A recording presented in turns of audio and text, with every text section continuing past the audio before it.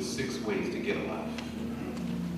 But we're going to be talking about life for a little while. It's the series of life, 6 ways to get a life. As our worship leader, and thank God for our worship leader this morning, as stated, first way to get a life, number 1, is to know yourself. We are sheep who do sheepish things in need of a shepherd. And so we need to understand that because we do sheepish things and in need of a shepherd, he makes provision for us. He knows who you are. You need to know who you are. And then we found out, number 2, if you want to get a life, you need to know your enemy. Turn to your neighbor and say, you are not my enemy.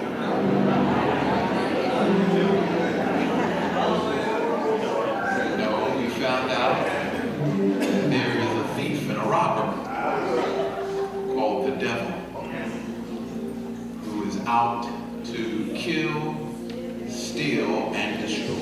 And we need to understand his ways, his methodologies, so that we understand when he is operating and at work. Because the greatest thing the devil does is try to convince us that he does not exist. But he is real. And he operates not only outside the church, but in the church. Here's the good news we left you with, however. He was defeated at the cross, discombobulated in the wilderness. And he runs. If you just stand, he will flee from you. And so this morning, as we look at the third way to get a life, found in John chapter 10, I'm going to begin our reading at verse 11. Reading from the New King James Version, it reads this way: I am the good shepherd, and the good shepherd gives his life for the sheep. But a hireling, he who is not the shepherd, one who does not own the sheep, sees the wolf coming, and leaves the sheep and flees, and the wolf catches the sheep and scatters them. The hireling flees because he's a hireling and does not care about the sheep. But I am the good shepherd, and I know my sheep, and am known by my own. And as the Father knows me, even so I know the Father, and I lay down my life for the sheep. And other sheep I have, which are not of this fold, them also I must bring. They will hear my voice. There will be one flock and one shepherd. Therefore my Father loves me, because I lay down my life that I may take it again. No one takes it from me, but I lay it down myself, because I've got power to lay it down, and I have power to take it again. This commandment I have received from the Father. Amen. You may be seated. The Lord blesses always the reading and the hearing of his word. I want to talk this morning, as we look at this third way to get a life, being intimate with God. Being intimate with God. Intimacy is a very personal emotion.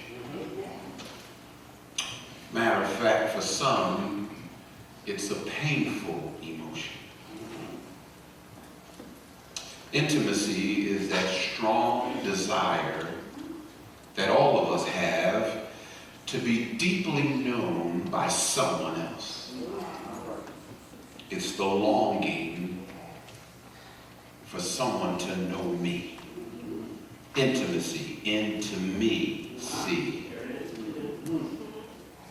The U.S. Surgeon General several years ago said this, and I quote, he said, "During my years caring for patients, the most common pathology I saw was not heart disease or even diabetes, but it was loneliness." I want you to think about that for a minute, because as our culture has become more busy and even wealthy, and with the increase in technology, we are becoming severely disconnected. People don't even talk any longer at dinner. Everybody's texting. And sometimes folks text each other sitting right across from each other. See, it doesn't matter if you have 5,000 Facebook friends, 9,000 Instagram followers. Folks are still extremely lonely. So we have this deep longing to be known, and it's not satisfied by the kinds of surface connections that our culture offers. People are looking for true intimacy. Matter of fact, check this out. I want you to help me with this. If you have a phone, an iPad or something, would you take it out? I'll give you permission for a second. Pull it out and hold it up. If you've got a phone, iPad, anything. Look at all this. Look around. Look around. Look at all these phones. Look at this. Look at this. Y'all see this? A new study, put them down and put them away.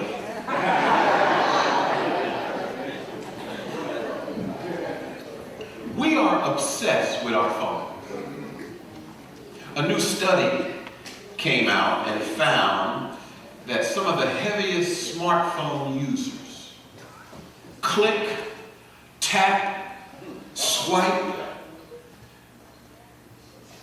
click on their phones 5,427 times a day. Now that's the top 10% of phone users. Those who use it on occasion, the rest of the folks take that addictive thing that you held up and they tap, swipe, click, send over 2,617 times a day. Now listen, every tap, every type, every swipe, every click, every send averages over 1 million times a year that we interact with our phones. So you might be saying, so what's the point, Pastor? The point is this: how many taps, types, swipes, clicks, sends take place between you and God in a day? Because if the number of times you were in contact with God on a daily basis could be tracked, would you be shocked by the results? Would it be because you're shocked by how often you are in connection with God, or how less or infrequent you have reached out to God? The Bible says, "Come near to me, and I will draw near to you. Wash your hands, you sinner, and purify your hearts, you double-minded." That's what James 4:8 says. We are so intimately into our devices that we don't have that relationship with God like we have with our devices. God says this, and I'm paraphrasing, but you'll understand it. God says, I know you attend church. I know you're active in ministry. I know you participate in events, and I know you even give money, especially to people who are in need. And I also know that as a good Christian, you hate evil and have a desire for good. But then he says, but nevertheless, I have this against you. Because you left your first love. Jesus said, I've come to give you life, and that life to the fullest. Meaning what? That intimacy with God is the way to get a life. I would venture to say that people who are always on their phone, they've got funny videos and memes out of people who get hit by cars. That's not funny. But people who get hit by cars and fall into holes because their face is in their phone. I would venture to say that I would look at those folk and say they need a life.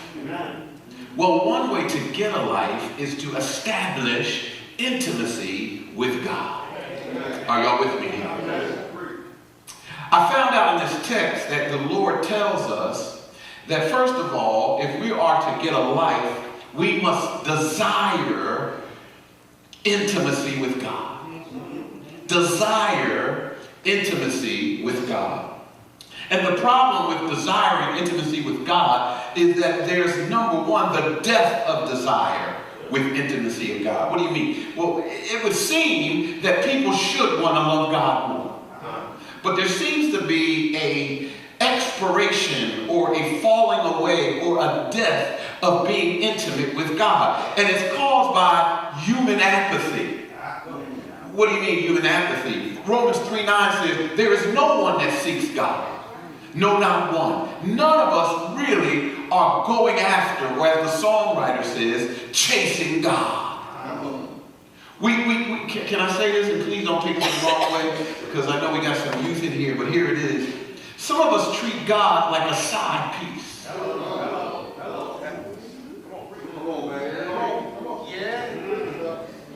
We date the world during the week, but we see our side piece on Sunday.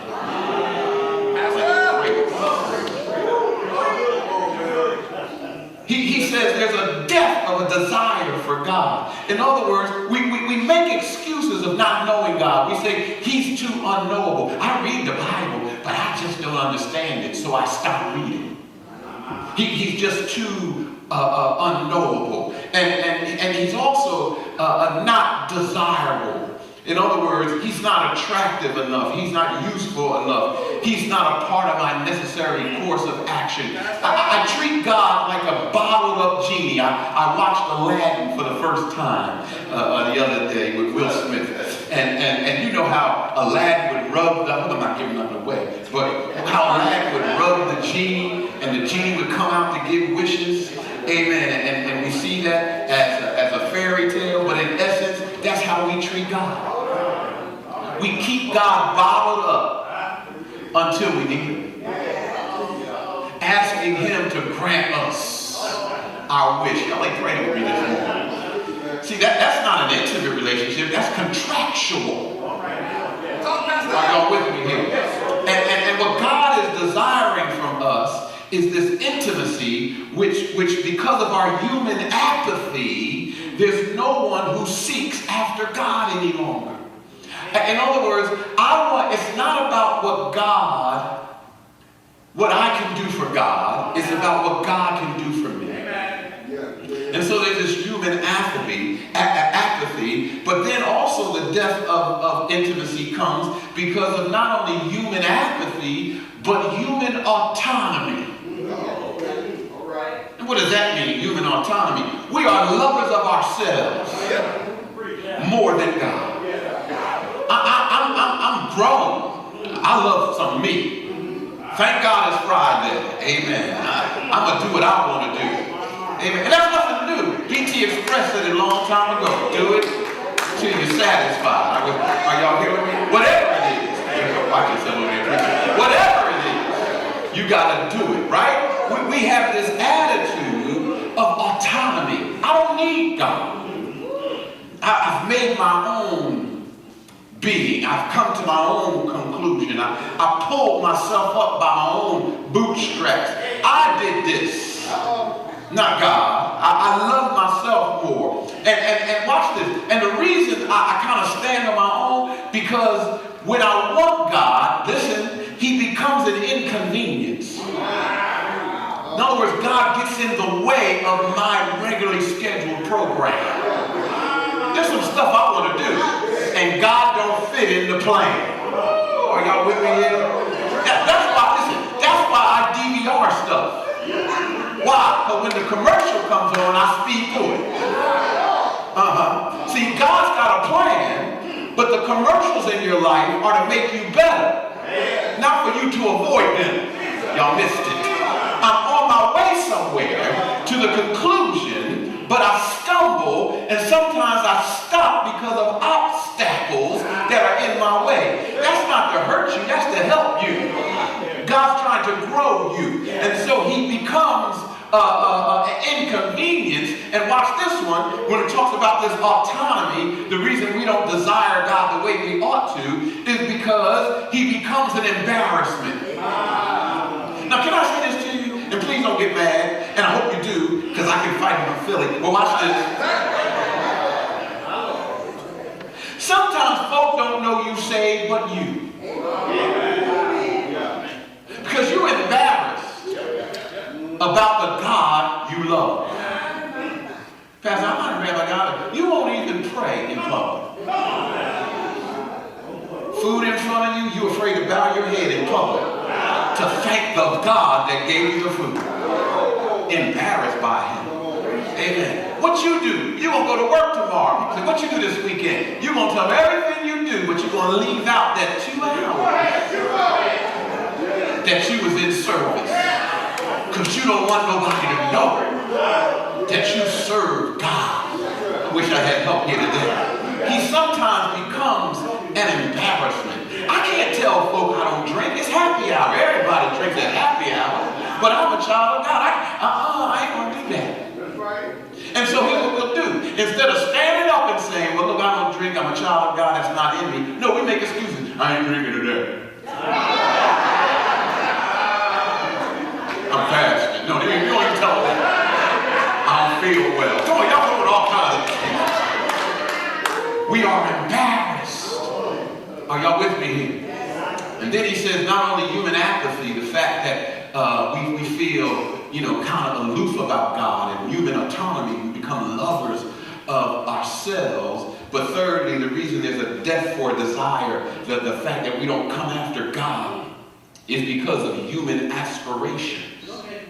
In other words, there's some things I want, and God's just not in the plan. The Bible says we become lovers of money and pleasure more than lovers of God. Are y'all with me here? I hear people say all the time, I serve God, but sometimes serving God is so boring. No, it's not. No, it's not. See, I've been asking people on Thursday to tell me your story. See, there's a point, and I'm going to talk about it in a second, but there's a point where God turns you around. Can I just say this to you? Can I testify real quick? See, I was doing stuff, loving what I was doing. And the only reason God turned me around, the only reason it turned around is because what I was doing no longer became desirable. In other words, he took the taste, the wanting out of me. To the point where the stuff that I used to do became disgusting. I wish I had that. Come on, I don't want to go into detail because I don't want nobody to, form a meeting and kick me out of the pastor here. But some of the stuff I used to do. Are y'all with me here? Wasn't because I just felt one day I don't want to do it no more. It's because God took the taste out of it. And it no longer became desirable for me. See, and that's the change that God does. Because when he takes the desire and taste out of it, watch this, then you can be around it and it don't affect you. See, don't tell people I can't because I'm a Christian. See, that's words. You want to. And God knows your heart. No. You want to get to the point where you say, you know what, I don't even want that no more. I don't care about that no more. I was there one time. I remember the days that people had to put me in a car and walk me to my door and drop me on the doorstep. That had help me. I remember the days when I stumbled and bumbled. I remember the days behind the wheel when I was impaired and got in a car accident. I remember the day when I used to lose all my money to stupid stuff. Amen. And hook up with stupid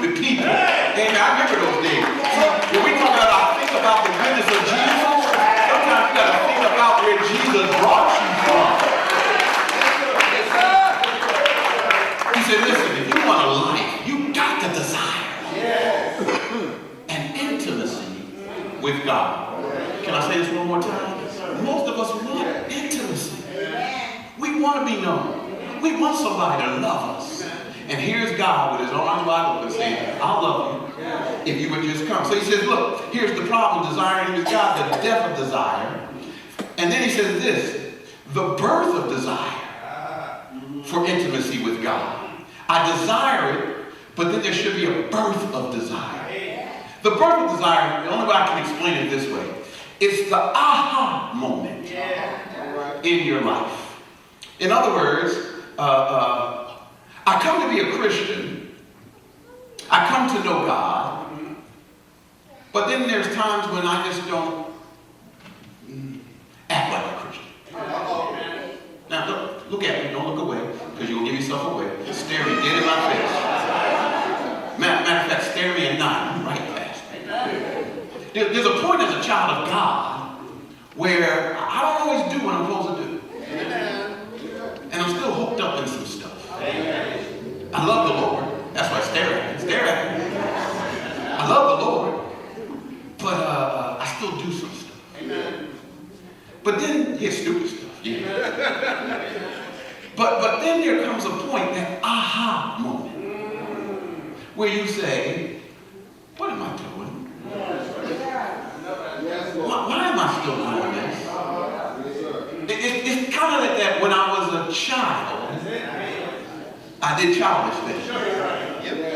But now that I become a man, oh Lord, I feel like preaching. I put away childish things. See, as a man, just in general, not as a man of God, as a man in general, there's some children's stuff I don't do no more. When I was growing up, can I just talk for a second? When I was growing up, I used to love Bugs Bunny. I'm a little older than some of y'all. But he used to have this little series, Bugs Bunny, the Three Stooges, right? Little Rascals. I know some of y'all don't know what I'm talking about. I used to watch that stuff and be cracking up. The other day it came on and I was watching it and I said to myself, what was I thinking? What was I thinking? This is stupid. Plucking people out. Plucking people in the eyes. See, it's so important. You get this aha moment where you begin to see some of the stuff you used to do. And what happens is you begin to desire for a more personal satisfaction. You begin to long for belonging. Oh, we talk about intimacy. It comes a point where I just can't get enough of God. Are you with me? You know when you finally find your baby, your sweetheart. You know when you finally meet them. You know y'all on the phone till 2, 3 in the morning talking. What you doing? I ain't doing nothing. What you doing? I'm just laying here talking to you. Really? What you watching something? No, I ain't watching nothing. I'm talking to you. Oh, we stupid stuff. Because we're now into each other. Are y'all with me here? See, it's that longing, that desire to be a part of somebody. That's what God is looking for in the aha moment. God, I'm missing you today. I ain't talked to you today. I ain't heard from you today. Let me spend some time with you today. That's where this desire for intimacy comes. And it's also that aha moment is that need for forgiveness. Meaning what? See, there's a point where a lot of us don't think that what we do is wrong. We do things, but ain't nothing wrong with that. What's wrong with that? And it comes a point where you got to start seeing things like God sees it. Start calling what God calls wrong, wrong. And so you begin to desire a need for forgiveness, and then you start to look for significance, and then you start to understand the hope that swells within you. This intimacy, this birth of desire to be with God comes because of this personal satisfaction. And then this birth also brings about a response to who God is. Truth begins to matter. What's the truth? I ain't talking about the gossip truth. I'm talking about the word of God begins to matter. When I get intimate with God, I want to hear from him. When I'm in love with God, I want to hear what he has to say. You ever been in love with somebody? They wrote you a letter, and you be around cleaning, doing stuff. All of a sudden, you just start thinking about it. You pull out that letter they wrote you. Smile come on your face. Boy, you so crazy. That's how you do with God. You desire his word. I need to hear from him. His truth does stuff. Listen to it. As you get closer with this intimacy, here it is. God becomes more attractive. I remember my wife and I were growing up. She was, it's funny. She would say to me, I can't believe she's wearing that. And I would go, ooh, what? And she would say, you know you saw that, girl. I said, no. I said, I didn't see nothing. With you, baby.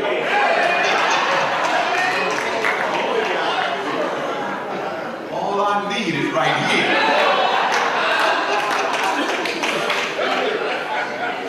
See, when you become intimate with God, right, other stuff won't become attractive. All you need, you got right here. And it becomes joyful. Are y'all here with me? So he says that there's a desire with intimacy with God. So he says, if you want to get a life, first you got to desire it. But then after you desire it, number 2, you need to discover intimacy with God. You got to discover it. Here's what verse 14 says. He says, my sheep know me, and I know my sheep. Are y'all with me? The word know, we look at this word know several times in the Bible. One word know, we discovered, means intimacy. Another word know means like relationship. This word know is a different word. And when he says, I know my sheep and they know me, the word know is the Greek word jinkinsko. Don't write it down. Don't write it down. Jinkinsko, which means to experience. See, the way I know God is to experience it. What do you mean by that? In other words, I don't know God as a healer until he heals me. I don't know he's a provider until he provides me. Are y'all with me here? And so as I experience God, I begin to know him better. And watch this. And in knowing him, then I become to understand that even, and watch this, here's the other side of it. When I know him, he knows me. See, remember I said we're sheep that do sheepish things? Get close. This is why God wants an intimate desire with you. Because God knows you better than you know yourself. Meaning what? I was lost, yet he loved me. I was pitiful, but he looked at me as a prized possession. I was sinful, but yet he saved me. And I was wayward, but yet he wanted me. See, in other words, I tell sisters sometimes, I say, when you meet a guy, you need to do a background check. Check his FICA score. See if he's got a job.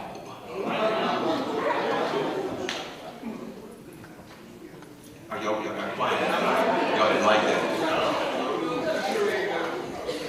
See, I grew up working, and at lunchtime, I would see some of the sisters on the job come down to the lobby, and there'd be these dudes in the lobby, sneakers and toothpicks, cannonball hats on the back, waiting for their woman to come down and give them money.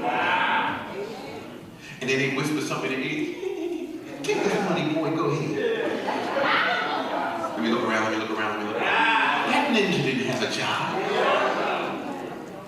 Yet he was relying on that woman to come down decided to give him some money. And she was giving it to him. I just stepped on somebody's toes. Because you probably got one of them.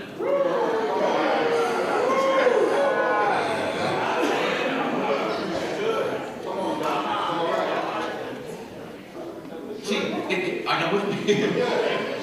See, God knows us. He knows our infirmities. Yet he still loves us. Still wants us. Still desires us. That's good news for you and I.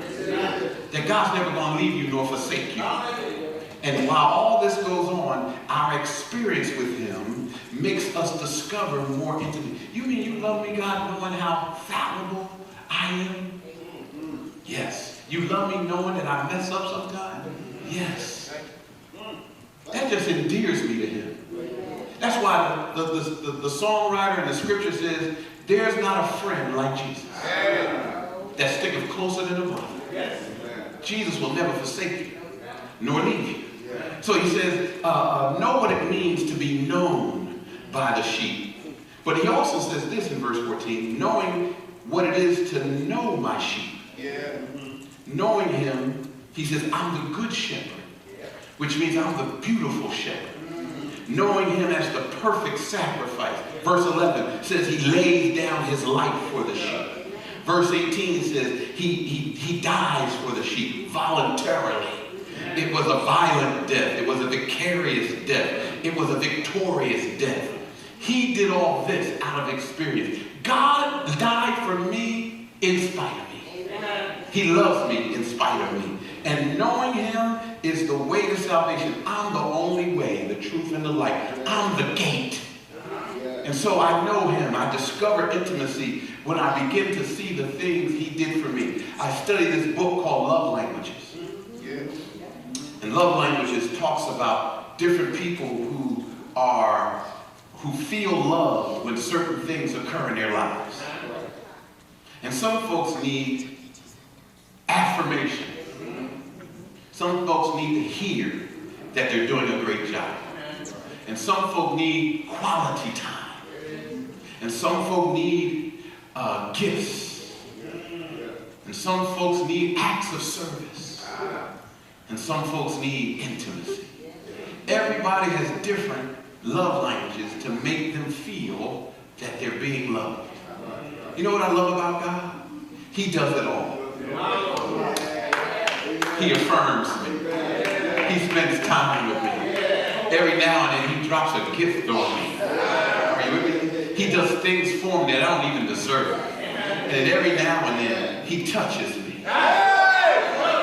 He walks with me. Talks with me.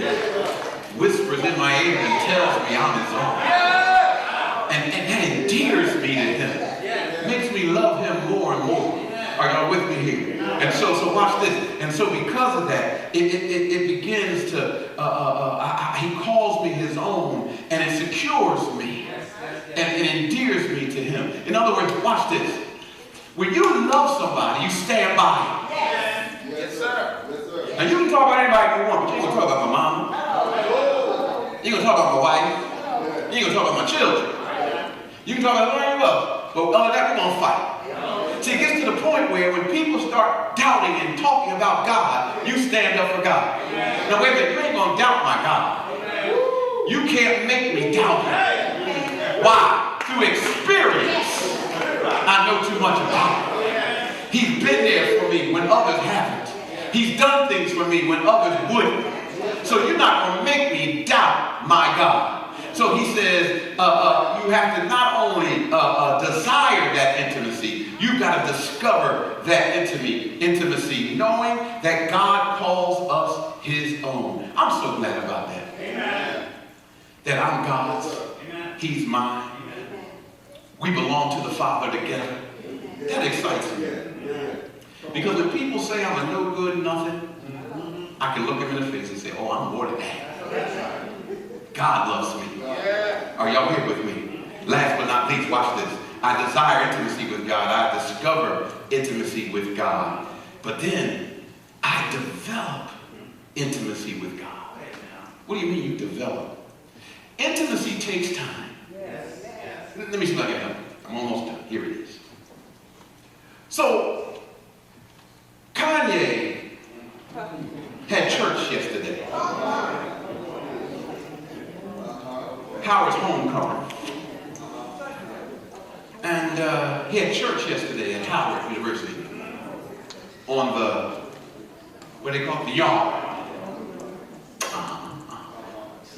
And we talked about this phone, right? So people didn't know, but they got this message at 6 a.m. in the morning. Come to the yard. Kanye gonna be here. And people showed up. Came. Hundreds. Close to thousands, I guess. And there was two camps on the issue. Some were curious. Some liked it. Others were against it. Evidently, Kanye's been at Howard before and didn't get a good reception. But he came back and he had church on the yard. Stay with me. I'm not going to take the position that he was right or wrong. That's not what I'm bringing it up for. Here's why I'm bringing it up. Because this is what I heard and I saw. He said, I've only been saved 6 months. Right now. Only been saved 6 months. Stop right there. That's all I need to hear. But what's wrong with that, Pastor? Here's what's wrong with it. Salvation is instant. Yes. Maturity takes time. You don't put a baby in front of people to talk about the intimacy of God. You got to experience Him a little deeper. Y'all ain't gonna pray with me this morning. See, I'm not down his meeting, because people started saying it was a political ploy, he's in Trump's camp. I'm not getting at all that. I'm talking about one thing I heard. I only been saved 6 months. Now I want you to take a 6-month-old baby. Come on. Yeah. Preach!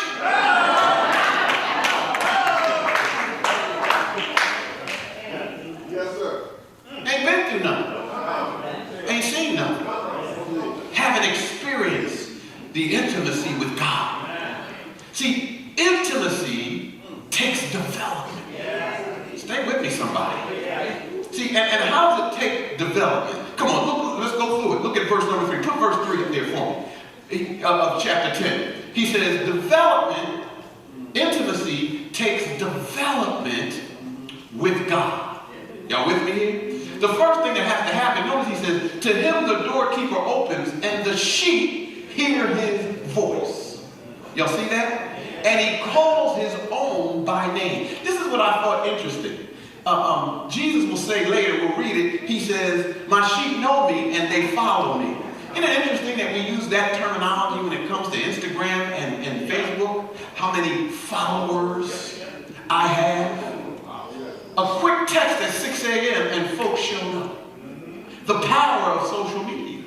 The power of people following one another. What would happen if folk responded to God at 6 a.m. just like that? See, in other words, how do I develop intimacy with God? Verse number 3. Listen when he speaks. That's the first point. Listen when he speaks. In order for me to really develop an intimacy with God, I got to hear what God is saying. I can't allow outside noises and influences to infiltrate, to keep me from hearing what God is trying to say. I got to say this, I'm going to move on quickly. God is telling you something. Listen. And if you know it's God, why are you listening to other people? All right then. Now, Amen. God will use other people to confirm. But not to affirm. I said confirm, not to affirm. In other words, when I ask your opinion, it's because I already know what God is saying. And now I'm looking for confirmation, not affirmation. Ooh, y'all missing this. Why? Because if I already know what God is saying, I got to do it whether you agree with it or not. Are y'all praying with me? So how do I, and listen, this only comes with intimacy with God. It's hard to hear God when you're not close to Him. Oh, Lord have mercy. I find myself, I don't know if I do this on purpose or this is for real, but I find myself saying to people, what you say? Because when they say something, I don't hear it right away. Huh? Can you repeat that? See, why? Because sometimes they're talking to me at a distance. And unfortunately, I got ESPN on when they're talking. And I wish I could put the mute on, but I don't. So I try to multitask in my hearing. Y'all ain't gonna pray with me today. So I try to listen with one ear and listen with the other ear. And guess what I've discovered? You can't do that. Same way God talks to us. We hear God out of one ear, but we listen to other stuff out the other ear.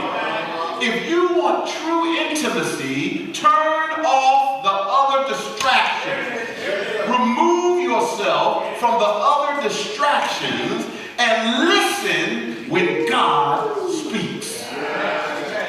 Number 2, verse 4. Watch this. How do I develop this intimacy with God? Not only do I listen when He speaks, but verse number 4, stay with me now. Verse number 4 says, follow where He leads. And when He brings out His own sheep, He goes before them, and the sheep do what? Follow Him, for they know His voice. In other words, listen when He speaks, and also follow where He leads. If I know God is leading, I got to follow Him if nobody else will go. No, it's even better than that. I got to follow Him when following Him is inconvenient. No, it's better than that. I got to follow Him when following Him is difficult. When I don't see the end. When I don't like the path. When I can't stand the direction. I got to follow Him anyway. That's how you develop intimacy. See, when I'm close with you and I tell you to do something, you trust me. You love me enough to do it. So He says, if you're going to develop intimacy with God, verse 4 again, listen when He speaks, follow where He leads, watch this, obey when He goes forward. When He brings out His own sheep, He goes before them, and the sheep follow Him, for they know His voice. See, it's one thing to follow, it's another thing to obey. Can I just make this clear? Here's one of the real problems we don't have intimacy with God, because we're disobedient.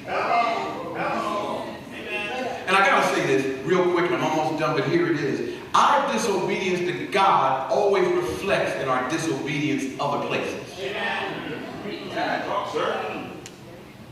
Disobedient on our job, in our homes, in our marriages, in our relationships, at school, with our teachers. Everything flows from our relationship and disobedience with God. Amen.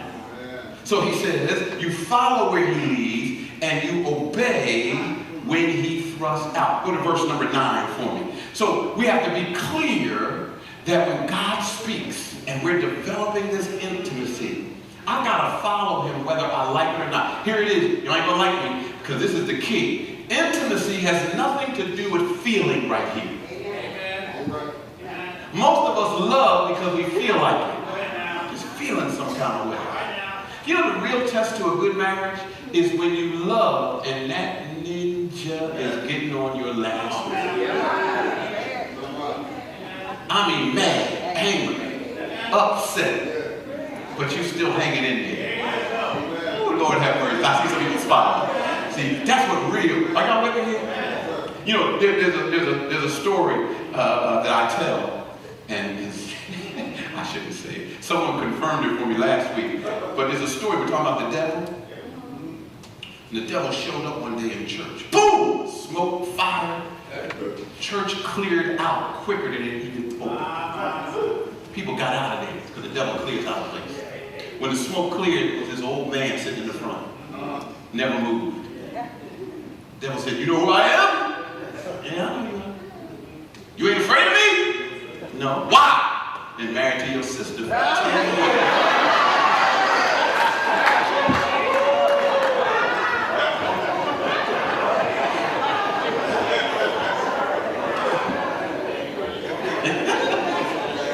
See, listen. Obedience. Pain. Verse number 9. Here we go. Ready? I am the door. If anyone enters by me, he will be saved and will go in and out and find pasture.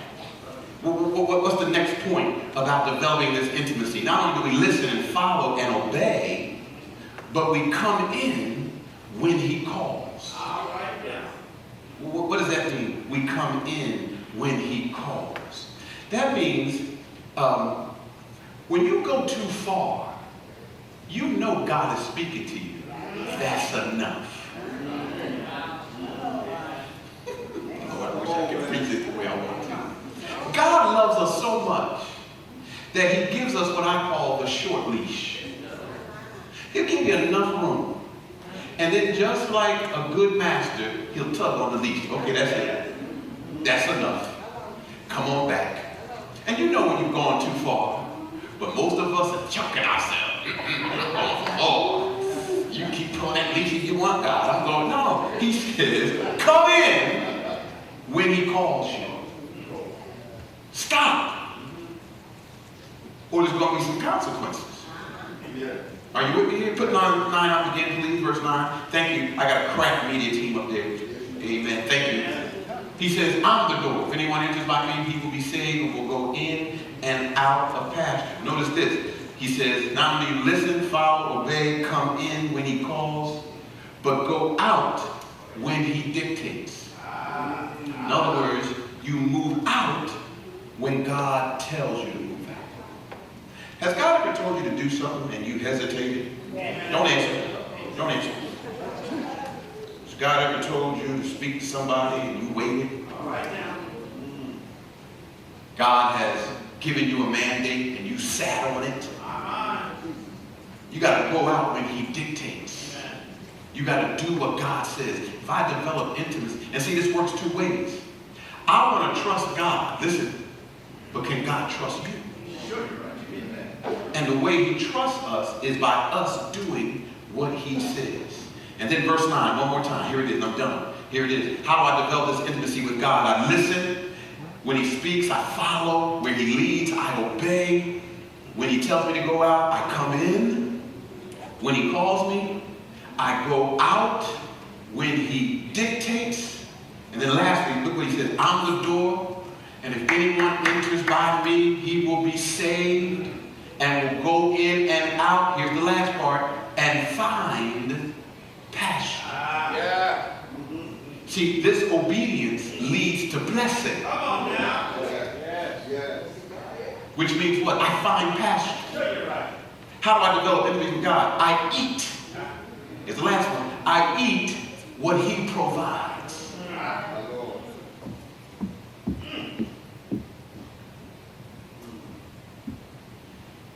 Since I've lost weight, I watch what I eat now. But I'm still human. I still sin.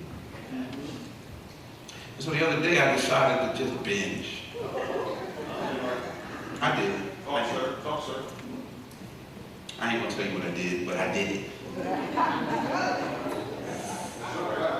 I binged. Now the beauty of it is this, that when you lose weight and your stomach shrinks, you can only binge but so much. It's the beauty of it. But I binged, pressed it to the limit. And then afterwards, my body said, So now here's the consequence for what you just did. And I won't give you the horrid details that involved Pepto-Bismol and that other stuff. I won't go there. The point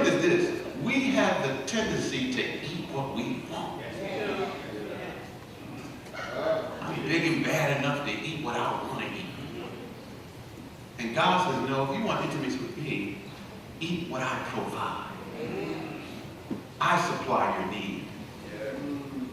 I think it was Pastor Perry a couple weeks ago that said that they try to change us by way of our nutrition. Remember that one? And in changing our nutrition, the world feeds us. Preaching pastor. What they want us to eat. And we lapping it up. But if we want intimacy with God, we got to eat what he provides.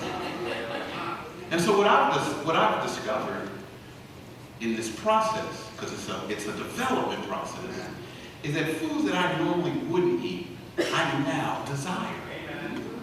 Because I'm discovering it's good for me. And it's not as bad as I thought. See, when I grew up, I didn't eat vegetables, vegetables. Never ate it. French fries, burgers, hoagies. Now I'm discovering, as I get older, stay with me, I need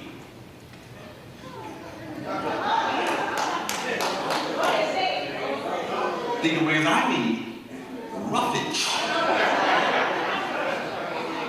in my life. I need stuff that'll keep me. I'm trying to keep it here. I can say this, and it'll go over some people's head, but you'll understand. When I used to say to my mom, back when I was younger, I don't feel well, her remedy was always this. Here it is. You need a good BM. Y'all get that on the way home. I need roughage. I'm done. What you trying to say? I need to eat what God provides. Because there's some stuff that gets in our system that causes us pain, heartache, stomach aches. We can't function. We're off kilter because we're not eating the right stuff. He leads us, the Bible just says us, into right pastures. And it's important for us because we're trying to develop this intimacy with God. Here's what I leave you with. I'm done. I wish I could move this out. But here's what I leave you with. And I wish I could put it up here. But this is just for you. Write it down. From a scale of 1 to 10, if you've ever taken those surveys over the phone, 1 being very low and 10 being the highest, how would you rate your relationship with Christ? How would you relate your relationship with Christ, intimacy level with Christ on a scale of 1 to 10? I have to write it down, and I don't need to know. That's for you. Because the key is I want to be closer to him than anybody else. I want an intimacy level with him that goes beyond what we can even ask or think. And so know yourself, know your enemy, but also become intimate with God as you move towards getting this life. Because that's what God desires, a closer walk with him. Stand to your feet. I'm done.